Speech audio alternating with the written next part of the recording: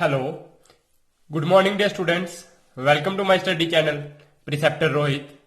तो dear students, अगर आप बच्चों को ये लेक्चर्स पसंद आते हैं तो प्लीज अपने सारे फ्रेंड्स स्टूडेंट्स के साथ इन लेक्चर्स को शेयर करो। जो भी बच्चे 9th क्लास से लेके 12th क्लास तक पढ़ रहे हैं और आगे भी जो बच्चे एमबीबीएस के लिए या फिर जेई मेंस, जेई एडवांस्ड ऐसे कम्पिटिटिव एग्जाम्स के लिए आप लेक्चर्स चाहते होंगे तो प्लीज इन लेक्चर्स को अच्छे से देखो। आप बच्चों को ये अच्छे से समझ आएंगे तो आपके बेसिक्स क्लियर हो जाएंगे और फिर ये कम्पिटिटिव एग्जाम्स आप आसानी से क्रैक कर सकते हो। तो डियर स्टूडेंट्स, अगर आप मेरे चैनल पे नए हो तो प्लीज सब्सक्राइब बटन क्लिक कर लीजिए, क्योंकि आप बच्चों को ये चैनल बहुत ही हेल्पफुल रहेंगे। तो डियर स्टूडेंट्स, स्टार्ट करते हैं आज का लेक्चर। तो आज के लेक्चर में हम एक्सरसाइज 9.3 पढ़ेंगे, सीक्वेंसेस एंड सीरीज यूनिट की। ये क्लास 11th का लेक्चर है। तो डियर स्टूडेंट्स, यहां पे क्वेश्चन नंबर 1 क्या है? Find the 20th and nth terms of the GP. एक जीपी है और उसकी हमने 20th टर्म और nth टर्म फाइंड करनी है। जीपी क्या है? 5/2, 5/4, 5/8। ये जीपी हमें एक सीक्वेंस जो ज्योमेट्रिक प्रोग्रेशन वो हमें दी गई है। हमने इसकी 20th टर्म और nth टर्म निकालनी है। तो डिफरेंट जब हमें ये सीक्वेंस दिया गया होता है तो हम यहाँ जहां से देखते हैं तो ये फर्स्ट टर्म कौन सी है? ये वाली। तो वो क्या है? 5/2। तो फर्स्ट टर्म को हम ए से लिखते हैं, ए हमारी 5/2 हो गई। अब स्टूडेंट्स, जो रेशो होती है कॉमन रेशो, वो होती है सेकंड टर्म को हम फर्स्ट टर्म से डिवाइड करते हैं या फिर इस टर्म को हम इस टर्म से डिवाइड करते हैं। मतलब कोई भी टर्म लेंगे उसको हम उसकी प्रीवियस टर्म से डिवाइड करेंगे। तो हमने ये ले लिया 5/4, उसको डिवाइड करेंगे 5/2 से। तो 5/4 को 5/2 से हमने जब डिवाइड किया तो हमें क्या मिला? यही डिवाइड मल्टीप्लाई में चेंज हो जाएगा तो ये उल्टा हो जाएगा 2/5।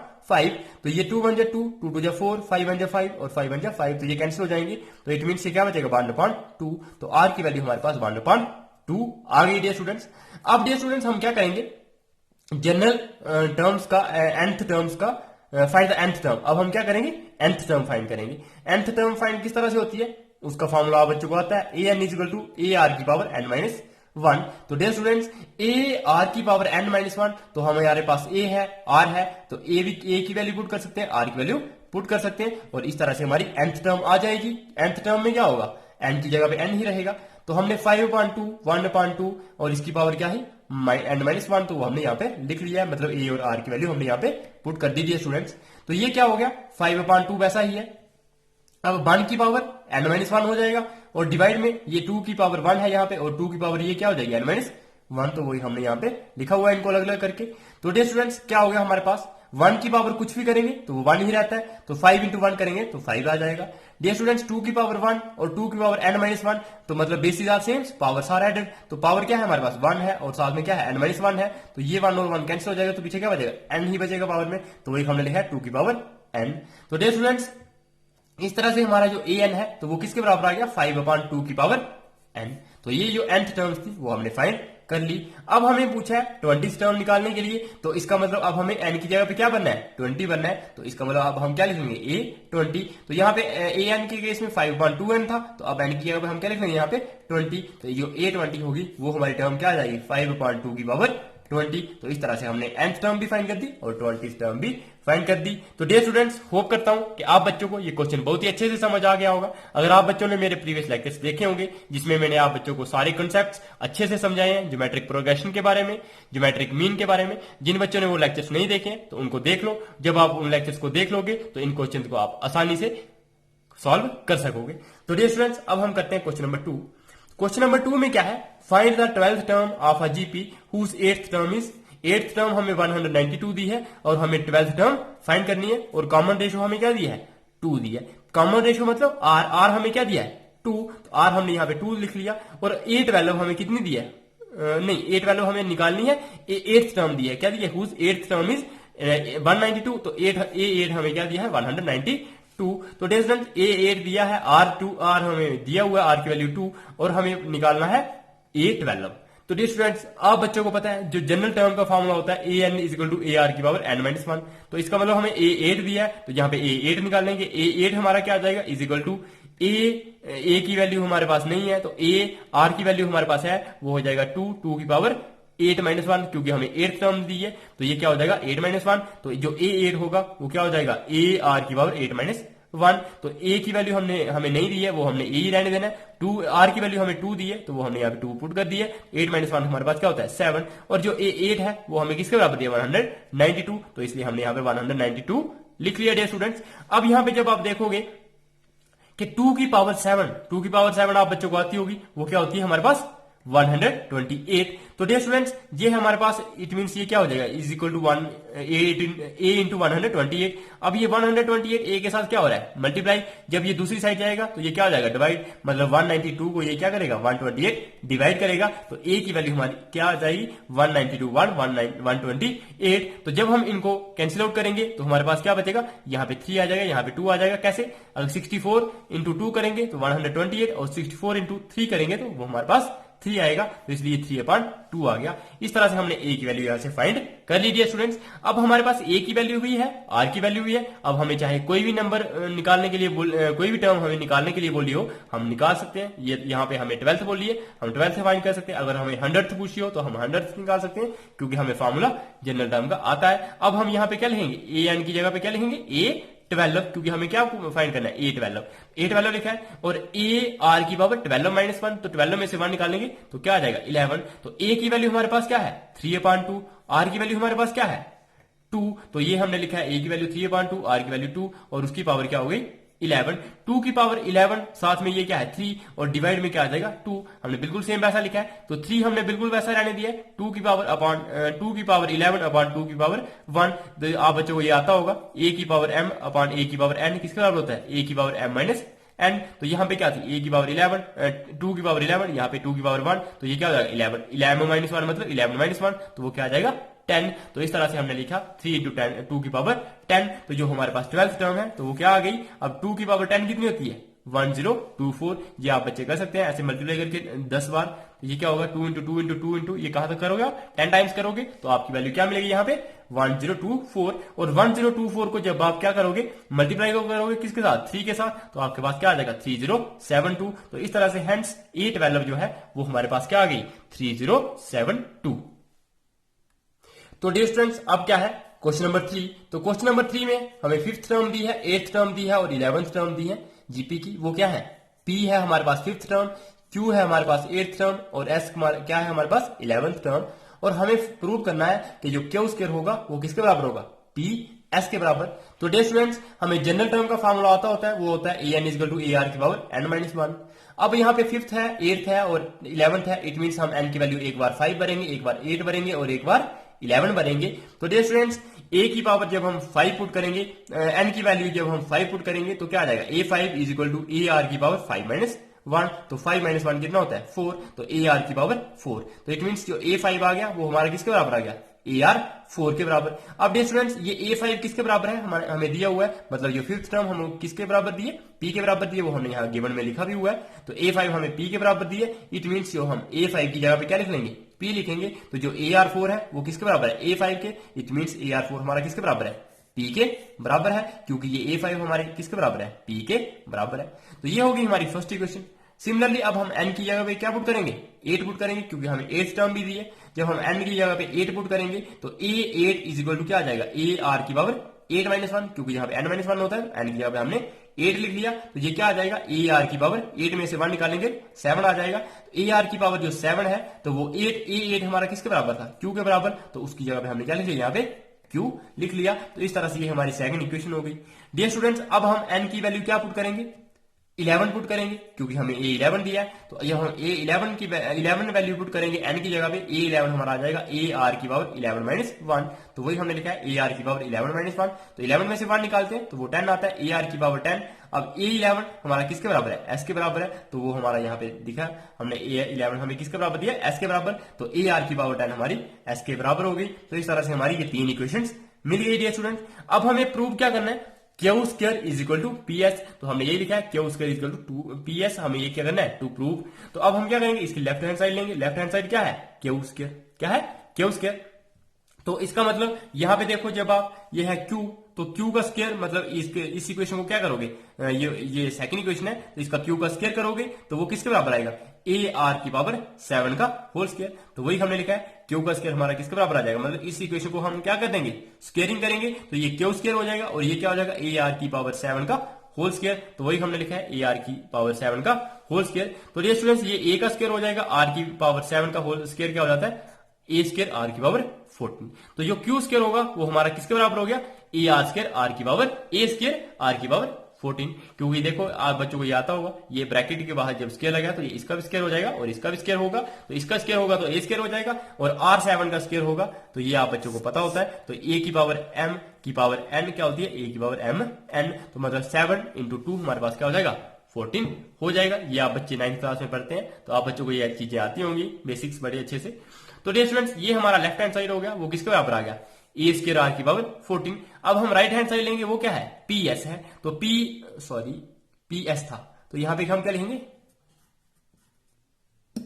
P S. तो जो पी एस है डियर स्टूडेंट्स, तो यहां पे पी की वैल्यू लिखेंगे पहले और फिर हम एस की वैल्यू लिखेंगे। तो पी की वैल्यू हमारे पास क्या थी, पी किसके बराबर था, ए आर की पावर 4, तो हमने पी की वैल्यू लिखी है। फिर जो एस था तो वो हमारा किसके बराबर था, ये था एस, तो एस किसके बराबर था, ए आर की पावर 10, तो ये हमने यहां पे लिखा है ए आर की पावर 10। तो डियर स्टूडेंट जब हम इन दोनों को मल्टीप्लाई करेंगे तो ए इंटू ए करेंगे, ए स्क्वायर आ जाएगा, आर की पावर 4 इंटू आर की पावर 10 करेंगे तो आर की पावर 14 आ जाएगा। तो डियर स्टूडेंट ये हो गया हमारे पास ए स्क्वायर आर की पावर 14। अब ये देखो ये भी सेम है, ये भी सेम है, इट मींस अगर राइट हैंड साइड बराबर है तो इनकी लेफ्ट हैंड साइड भी क्या होना चाहिए, बराबर, मतलब क्यू स्क्वायर हमारा किसके बराबर होना चाहिए, पी एस के बराबर। तो वही हमने लिखा है Q square is equal to P S, तो हेंस प्रूव्ड। इस तरह से हमने ये प्रूव कर दिया। तो डियर स्टूडेंट्स अब है हमारा क्वेश्चन नंबर 4। क्वेश्चन नंबर 4 में क्या है, the fourth term of a GP is square of its second term, कि जो फोर्थ टर्म है जीपी की वो सेकंड टर्म का स्क्वायर के बराबर है। द फर्स्ट टर्म वो हमें -3 दी है और डिटरमाइन द सेवंथ टर्म, मतलब हमें फर्स्ट टर्म दी हुई है तो वो हमने लिखा है ए इज इक्वल टू -3, और हमें दिया है कि जो फोर्थ टर्म है A4 वो किसके बराबर है, स्क्वायर ऑफ सेकंड टर्म। तो ए स्क्वायर A2 हमारी सेकंड टर्म होगी, सेकंड टर्म का स्क्वायर हमारा किसके बराबर है, A4 के बराबर है, वो हमने यहां पे लिखा हुआ है।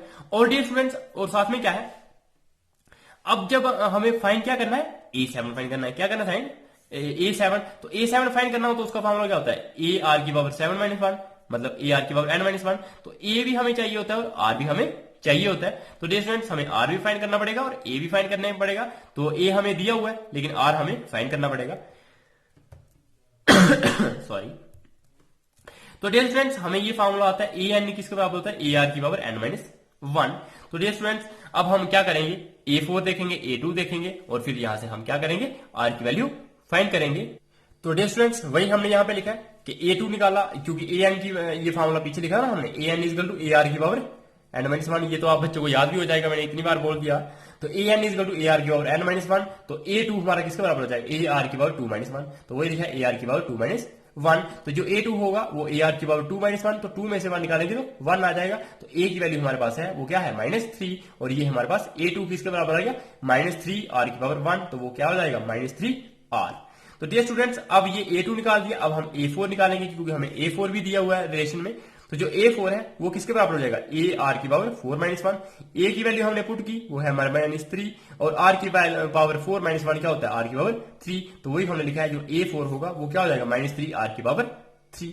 डियर स्टूडेंट्स A2 हमारा इसके बराबर है, A4 हमारा इसके बराबर है, लेकिन जो हमें दिया हुआ है यहाँ पे आप गिवन भी लिख सकते हो। ये गिवन क्या है हमारे पास, A4 जो है वो A स्क्वायर की पावर A2 की पावर 2 है। तो अगर A2 का स्क्वायर है तो इट मींस यहाँ पे A2 की वैल्यू पुट करोगे, तो यहाँ पे A2 की वैल्यू क्या थी, -3r, तो वो हमने यहाँ पे पुट कर ली। और जो A4 की वैल्यू क्या है, -3r क्यू, तो हमने वो यहाँ पे पुट कर ली। तो जो A4 है वो इसका स्क्वायर है, तो इसका स्क्वायर करेंगे तो -3 का स्क्वायर क्या होता है, 9, और r का स्क्वायर हो जाएगा इज इक्वल टू -3r³। अब डियर स्टूडेंट्स यहाँ पे देखो ये r³ है और यहाँ पे आर स्क्वायर है, तो ये आर स्क्वायर अगर इधर आएगा तो ये इस तरफ मल्टीप्लाई हो रहा था, यहाँ पे क्या हो जाएगा, डिवाइड, तो r³ आर स्क्वायर। यहाँ पे 9 है, यहाँ पे -3 क्या हो रहा है, मल्टीप्लाई, तो ये -3 यहाँ पे डिवाइड में आ जाएगा, तो क्या हो जाएगा 9/-3। तो 9/-3 करेंगे, 3 × 1 = 3, 3 × 3 = 9, तो ये हमारा क्या हो जाएगा, -3। तो आर स्क्वायर और ये क्यू कैंसिल हो जाएगा, क्योंकि r³ को कैसे लिख सकते हैं, r × r स्क्वायर, और ये हो गया आर स्क्वायर, ये हो गया क्या हो जाएगा कैंसिल, तो पीछे क्या बचेगा r, तो r हमारे क्या हो जाएगा -3 के बराबर। तो इस तरह से हमने r की वैल्यू -3 फाइंड कर ली। अब डियर स्टूडेंट्स जब r की वैल्यू हमारे पास -3 है तो इसका मतलब अब हमें पूछा था A7 फाइंड करना, क्या पूछा था, A7, और A7 के लिए हमें A और R चाहिए था। तो A भी हमारे पास दिया हुआ है वो क्या था, -3 दिया था, और R की वैल्यू हमने फाइंड कर ली, वो भी हमारे पास -3 आ गई। तो डियर स्टूडेंट्स अब हम A7 फाइंड करेंगे, तो A7 क्या आ जाएगा, is equal to A R की पावर 7 माइनस 1। तो ए की वैल्यू क्या है हमारे पास -3 और आर की वैल्यू क्या है -3, तो उसकी पावर क्या हो जाएगी 7 माइनस 1 कितना होता है 6। तो ये क्या हो गया, ये -3 यहाँ पे भी है, -3 यहाँ पे भी है, basis are same, power are added, तो इसकी पावर क्या हो जाएगी 1 और इसकी पावर 6 है, तो 1 + 6 किसके बराबर होता है 7 के। तो ये बेसिक पावर्स क्या हो जाती है ऐड हो जाती है, तो इट मीन 1 + 6 क्या हो जाएगा 7, तो -3 की पावर 7। तो जब आप -3 की पावर 7 करोगे तो ये क्या मिलेगा -2187, मतलब 3 को आपने 7 बार मल्टीप्लाई करना है, तो कर सकते हो आप इंटू 3 इंटू 3 इंटू 3, ये 3 बार होगा, फिर 3 इंटू 3 इंटू 3 इंटू 3, तो ये सारा टोटल क्या हो गया 7 बार। तो 7 बार जब आप 3 की मल्टीप्लाई करोगे तो क्या मिलेगा 2187। और माइनस की पावर जब आप ऑड करते हो तो वो माइनस से आता है, जब माइनस की पावर इवन करते हो तो वो क्या होता है प्लस। इवन और ऑड आप बच्चों को आता होगा, तो ये जो 7 है ये क्या कौन सा नंबर है, ये है ऑड नंबर, तो इसलिए A7 हमारा क्या आ गया -2187। तो डियर स्टूडेंट्स ये हो गया हमारा क्वेश्चन नंबर 4। तो डियर स्टूडेंट्स अब क्या है हमारे पास क्वेश्चन नंबर 5। तो क्वेश्चन नंबर 5 में क्या है, which term of the following sequence, कि हमें ये बोला है कि ये जो फॉलोइंग सीक्वेंस दिया गया है, ये वाला सीक्वेंस 2 और 4, इसकी कौन सी टर्म 128 है। तो 128 इस सीक्वेंस की कौन सी टर्म्स है।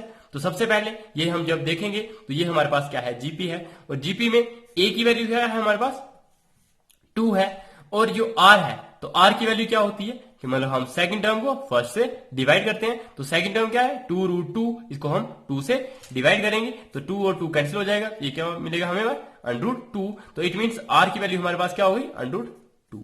आर की वैल्यू भी है, ए की वैल्यू भी है। तो डियर स्टूडेंट्स और हमें क्या पूछा है कि एन फाइंड करना है किस टर्म के लिए 128 के लिए, मतलब 128 कौन सी टर्म होगी। तो ए एन हमें 128 दिया है, और यहां से अब हम क्या करेंगे एन की वैल्यू पुट करेंगे, फाइंड करेंगे। तो जो ए एन है, तो ए एन का फॉर्मूला बच्चों को आता है, वो क्या होता है ए आर की पावर n-1। तो वही हमने लिखा है ए आर की पावर n-1, ए की वैल्यू यहाँ पे 2 पुट कर दी है और आर की वैल्यू यहाँ पे √2 पुट कर लिए डियर स्टूडेंट्स। तो ये ए एन हमारा 128 के बराबर है, तो ये हमने 128 = 2 इंटू √2 की पावर n-1 लिखा है। तो डियर स्टूडेंट्स सॉरी, अब क्या है ये 2 यहाँ पे मल्टीप्लाई हो रहा है, तो यहाँ पे क्या हो जाएगा डिवाइड, तो 128/2 हो जाएगा हमारे पास। 128/2 किसके बराबर हो जाएगा √2 की पावर n-1। तो यहाँ पे डियर स्टूडेंट्स अब क्या है, ये 128 को जब हम 2 से डिवाइड करेंगे तो क्या मिलेगा 64 = अब ये 2 की पावर रूट, तो रूट किसके लिए बोलते हैं 2 की पावर 1/2 के लिए। तो 2 की पावर 1/2 हमने लिखा है, और उसके ऊपर पावर क्या है n-1। तो ये मैंने अभी आप बच्चों को बताया कि a की पावर m की पावर n हो तो वो किसके बराबर होता है a की पावर mn, मतलब 1/2 इंटू n-1 हो जाएगा। तो 1/2 इंटू n-1 करेंगे तो n-1 इंटू 1 करेंगे n-1, और 2 हमारा क्या आ जाएगा डिनोमिनेटर में, तो 2 की पावर ये क्या हो गया n-1/2। अब डियर स्टूडेंट्स ये 2 की पावर है, तो अब हम 64 को भी 2 की पावर में लिख सकते हैं। तो 64 क्या होता है 2 की पावर 6, क्या होता है 2 की पावर 6 हमारे पास क्या होता है 64। तो ये चीज हमने यहाँ पे लिखी है, 2 की पावर n-1/2 हमारा किसके बराबर होगा 64 की जगह पे हमने लिख दिया 2 की पावर 6, क्योंकि इसको जब आप ऐसे मल्टीप्लाई करोगे 2 इंटू 2 इंटू 2 तो ये क्या होता है 8 इंटू 8 क्या हो जाएगा 64, मतलब 2 की पावर 6 क्या हो जाएगा 64। तो ये हमने लिखा है, इसका मतलब ये बेसिस क्या है दोनों के सेम है। तो इक्वल टू में क्या होता है इक्वेशन में ये जो पावर्स होती हैं ये दोनों की क्या हो जाती है इक्वेट हो जाती हैं। तो n-1/2 वो किसके बराबर हो जाएगा 6 के बराबर हो जाएगा। तो यहां से जब आप n की वैल्यू सॉल्व करोगे तो 6 2 या 12, और ये -1 इस तरफ आ जाएगा 12 + 1, तो n की वैल्यू क्या मिलेगी हमें 13। तो ये आप बच्चों को निकालना अच्छे से आता है, मेरे से भी ज्यादा आप बच्चों को ये चीज आती होगी। तो ये हमने इस तरह से पार्ट जो ए है हमारा क्वेश्चन नंबर 5 का वो हमने निकाल दिया। तो अब हम करते हैं अपना नेक्स्ट पार्ट। तो डियर स्टूडेंट्स अब पार्ट बी क्या है हमारा, जो पार्ट बी है तो हमें ये सीक्वेंस दिया गया है √3 3 3√3, और इसका पूछा है कि ये 729 है ये कौन सी टर्म होगी। तो डियर स्टूडेंट्स जब हम इस सीक्वेंस में देखते हैं तो फर्स्ट टर्म हमारी क्या है √3, तो इसलिए ए हमारा क्या हो जाएगा √3। और डियर स्टूडेंट्स अब हमें निकालना होता है आर, और आर हम किस तरह से निकालते हैं किसी भी टर्म को हम उसकी प्रीवियस टर्म से डिवाइड करते हैं। तो जब हमने ये वाली टर्म ले ली 3√3 तो उसको हमने 3 से डिवाइड किया, तो ये 3√3/3 करेंगे तो ये हमारा किसका बराबर 3 और 3 कैंसिल हो जाएगा, तो आर की वैल्यू हमारे पास √3 आ जाएगी। तो डियर स्टूडेंट्स ये आर की वैल्यू आ गई, ये ए की वैल्यू है। अब हमें ए एन की वैल्यू कितनी दी है 729, और इस 729 की जो ए एन है इसके लिए हमें एन की वैल्यू फाइंड करनी है। तो डियर स्टूडेंट्स जो ए एन है उसका फॉर्मूला बच्चों को आता होगा ए आर की पावर n-1। तो तो वो हमारा किसके बराबर हो जाएगा 729 के बराबर। यही हमने लिखा है an equal to A R की पावर n माइनस 1। तो जो ए आर की पावर n माइनस 1 है ये 729 के बराबर आ जाएगा। अब डिफरेंस ये a है, a की वैल्यू हमने पुट कर दी है वो है √3, r की वैल्यू हमने पुट कर दी है वो भी √3 है और उसकी पावर क्या होगी n माइनस 1। अब डिफरेंस ये और ये दोनों बेस क्या है सेम, इसकी पावर 1 है और इसकी पावर n माइनस 1 है। जब basis are same power are added तो 1 प्लस n माइनस 1 तो क्या हो जाएगा n माइनस 1 प्लस 1, ये और ये कैंसिल हो जाएगा तो हमारे पास क्या बचेगा n बच जाएगा। तो √3 की पावर क्या होगी n होगी और ये किसके बराबर है 729। अब यही √2 आप बच्चों को मैंने अभी बताया, तो रूट को हम क्या लिखते हैं 1/2, तो 1/2 इंटू n करेंगे तो हमारे पास आ जाएगा n/2, तो ये हो जाएगी हमारे पास वैल्यू 3 की पावर n/2।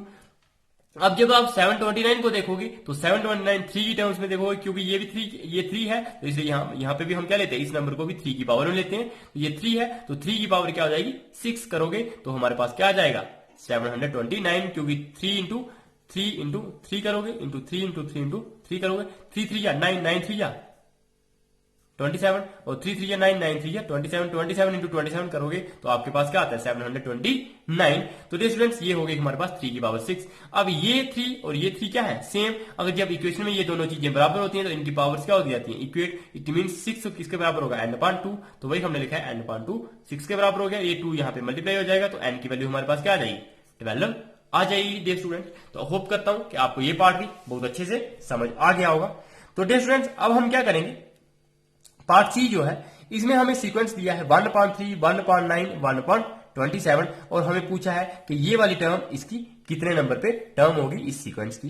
तो ये डियर स्टूडेंट्स ये हमें an होगा, ये हम a लिख लेंगे ये 1/3 और r हम कैसे निकालते हैं, जैसे ये वाली टर्म लो इसको आप इससे माइनस करो या ये वाली टर्म लो और इसको आप 1/3 से माइनस करो। तो हमने 1/9 को 1/3 से माइनस किया, 3 से क्या माइनस नहीं करते हैं सॉरी, वो क्या करते हैं डिवाइड करते हैं। तो 1/9 को हमने 1/3 से डिवाइड करना है, मतलब 1/9 अपॉन 1/3। तो इस डिवाइड को हमने मल्टीप्लाई में चेंज किया तो 1/9 मल्टीप्लाई क्या हो जाएगा 3/1, 3 1 3 3 3 या 9, तो r की वैल्यू हमारे पास क्या आ जाएगी 1/3। तो ये हमारी r की वैल्यू 1/3 आ गई। तो और हमें an हमें क्या दिया 1/19683। तो स्टूडेंट्स अब हम क्या करेंगे, वी नो दैट हमें दिया है, हम ये जानते हैं कि जो an की वैल्यू होती है वो क्या होती है ar की पावर n-1। तो जो an हमें वो क्या दिया है 1/19683, तो वो हमने यहां पे लिखा हुआ है। a की वैल्यू हमने पुट कर लेनी है, r की वैल्यू हमने पुट करनी है और n-1 हमने वैसा ही लिख देना है। यहां से हमने n की वैल्यू फाइंड करनी है। तो स्टूडेंट्स a हमारे पास 1/3 था, r भी हमारे पास 1/3 था, तो ये 1/3 की पावर 1 है और ये 1/3 की पावर n-1 है। तो ये basis are same power are added, तो 1 प्लस n-1 तो ये 1/1 कैंसिल, तो ये क्या हो जाएगा 1/3 की पावर n सॉरी। तो 1/3 की पावर n हो गई, तो ये हमारे पास लेफ्ट हैंड साइड में क्या है 1/19683। अब डियर स्टूडेंट्स ये जो 1/19683 है तो इसको भी हमने किसकी पावर में लिखना पड़ेगा 3 की पावर में। किसकी पावर में 3 की पावर में हम इस नंबर को भी लिखेंगे, इस नंबर को भी जब हम 3 की पावर में लिखेंगे तो वो 3 की पावर क्या आती है 9 आती है, मतलब 3 इंटू 3 इंटू 3 करोगे, 3 इंटू 3 इंटू 3 करोगे, साथ में 3 इंटू 3 इंटू 3 करोगे, 3 3 या 9 9 3 या 27 27 इंटू 27 इंटू जब आप इन तीनों को मल्टीप्लाई करो 27 इंटू 27 27 इंटू 27 तो आपके पास क्या आएगा 19683, मतलब 27 का क्यूब क्या होता है हमारे पास 19683। तो इसका मतलब हमने क्या लिखना है इसको 3 की पावर 9 में, तो 1/3 की पावर हम 9 लिख सकते हैं, क्योंकि 1 की पावर 9 टाइम्स करेंगे तो वो भी 1 आएगा और 3 की पावर 9 करेंगे तो वो 19683 आ जाएगा। अब स्टूडेंट्स ये चीज दोनों की क्या है सेम है, मतलब ये जो बेसिस है इन दोनों में सेम है, तो इक्वेशन में ये वाली पावर क्या हो जाती है इक्वेट, तो n की वैल्यू हमारे पास यहाँ पे क्या आ जाएगी 9 आ जाएगी। तो डियर स्टूडेंट्स इस तरह से हमारा क्वेश्चन नंबर 5 कंप्लीट हो गया। तो अब हम एक क्वेश्चन और कर लेते हैं। तो नेक्स्ट क्वेश्चन है हमारा क्वेश्चन नंबर 6। तो क्वेश्चन नंबर 6 में क्या है, for what values of x the numbers -2/7 x -7/2 are in GP. Sorry खांसी लग गई, अब ये कंटिन्यूसली लेक्चर बना के तो थोड़ा हो जाता है मुश्किल। तो डियर स्टूडेंट्स यहां पे हमें क्या दिया है ये एक सीक्वेंस दिया है -2/7 x और -7/2 और हमें बोला है कि x की वैल्यू फाइंड करो कि अगर ये वाले नंबर क्या होंगे, जीपी में होंगे। तो ये हमें 3 नंबर दिए हैं, अगर ये जीपी में है तो इट मींस इनकी जो कॉमन रेशो होगी तो वो क्या होगी, सेम। कॉमन रेशो का मतलब होता है कि इस टर्म को हम इसके साथ डिवाइड करेंगे तब भी सेम आएगा, इस टर्म को हम इसके साथ डिवाइड करेंगे तो ये दोनों वैल्यूज क्या होनी चाहिए, सेम होनी चाहिए। मतलब हम जब a2 को a1 से डिवाइड करेंगे या a3 को a2 से डिवाइड करेंगे तो जो भी वैल्यू आएगी तो वो किसके बराबर आनी चाहिए, r के बराबर आनी चाहिए, क्योंकि r की वैल्यू हम a2 को a1 से डिवाइड करके भी निकाल सकते हैं या a3 को a2 से डिवाइड करके भी निकाल सकते हैं। अगर कुछ और नंबर्स होते तो जैसे हम an को हम an-1 से हम डिवाइड करते हैं तब हम ये r की वैल्यू फाइंड कर सकते हैं। ये मैंने बहुत ही अच्छे से कॉन्सेप्ट अपने प्रीवियस लेक्चर्स में समझाया हुआ है। तो बच्चों, जिन बच्चों ने ये लेक्चर नहीं देखा है ना, पीछे वाले प्रीवियस लेक्चर्स, इन लेक्चर्स को आप अच्छे से देख लो, अपने नोट्स आप यहाँ से प्रिपेयर कर सकते हो। जब जैसे ही ये न्यू पेज मेरा यहाँ पे आता है तो आप वहां पे स्क्रीनशॉट ले सकते हो, समझ सकते हो, फिर उन्हीं स्क्रीनशॉट से आप नोट्स बना सकते हो अच्छे से। तो डियर स्टूडेंट्स, क्या हो गया, यहाँ पे ये हमारे पास फर्स्ट नंबर था, ये a2 था, ये a3 था, तो इट मींस a2/a1 हमारे पास a3/a2 के बराबर होना चाहिए। तो a2/a1 क्या होगा, x/-2/7, तो वही लिखा है x/-2/7 इज इक्वल टू जो a3/a2 होना चाहिए, तो a3 क्या है -7/2 और a2 क्या है x, तो -7/2/x। अब डियर स्टूडेंट्स, इसकी और इसकी मल्टीप्लाई हो जाएगी, क्रॉस मल्टीप्लाई, आप बच्चों को पता है इक्वल टू में क्रॉस मल्टीप्लाई हो जाती है, तो x इंटू एक्स करेंगे तो x स्क्वायर, इसकी और इसकी मल्टीप्लाई होगी तो क्या हो जाएगा -7/2 इंटू -2/7, तो वही हमने यहाँ पे लिखा हुआ है। ये 7 और 7 क्या हो जाएगा, कैंसिल, 2 1 जा, ये 2 और ये 2 कैंसिल हो जाएगा, तो -1 इंटू -1 करेंगे तो हमारे पास 1 आ जाएगा। इट मीन्स x स्क्वायर की वैल्यू क्या है, 1 है। अगर x स्क्वायर की वैल्यू 1 है तो इट मीन्स x की वैल्यू क्या आ जाएगी, प्लस माइनस रूट ऑफ 1, तो वो क्या हो जाएगा, x equal two plus minus 1। तो इसका मतलब x की वैल्यू या यहाँ पे +1 हो सकती है या फिर -1 हो सकती है, तो ये हमने आगे लिखा होगा। तो बस यही लिखा है हमने, तो ये आप लिख सकते हो। इसके नेक्स्ट स्टेप में क्या लिखना है, वही लिखना है, x equal two plus minus 1। तो इस तरह से ये हमारा क्वेश्चन नंबर 6 कंप्लीट हो गया। तो डियर स्टूडेंट्स, होप करता हूं कि आप बच्चों को ये लेक्चर्स बहुत ही अच्छे से समझ आ रहे होंगे। तो प्लीज मेरे साथ इस चैनल पे बने रहिए। अगर आप मेरे चैनल पे नए हो तो प्लीज सब्सक्राइब बटन क्लिक कर लीजिए, बेल आइकन पे क्लिक कर लो, ताकि आप बच्चों को टाइम टू टाइम नोटिफिकेशन मिलती रहे। जैसे ही मेरा लेक्चर अपलोड हो आप वो लेक्चर देखो, आप नोट्स अपने बनाओ, तो आप बच्चों को अच्छे से मेरे लेक्चर अच्छे से समझ आ जाएं। तो होप करता हूं कि आप बच्चों को लेक्चर अच्छा लगा होगा। तो प्लीज लाइक करना बिल्कुल भी ना भूलें, कमेंट सेक्शन में अपनी फीडबैक डालें। तो bye bye, take care, stay tuned.